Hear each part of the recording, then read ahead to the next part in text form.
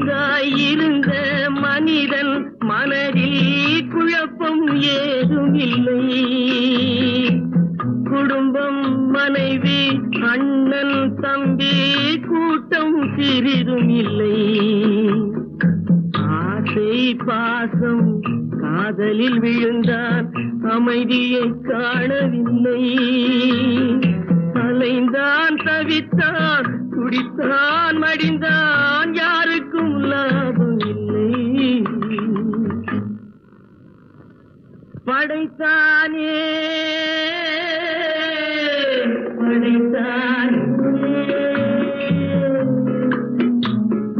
மனிதனை ஆண்டவன் படைத்தானே.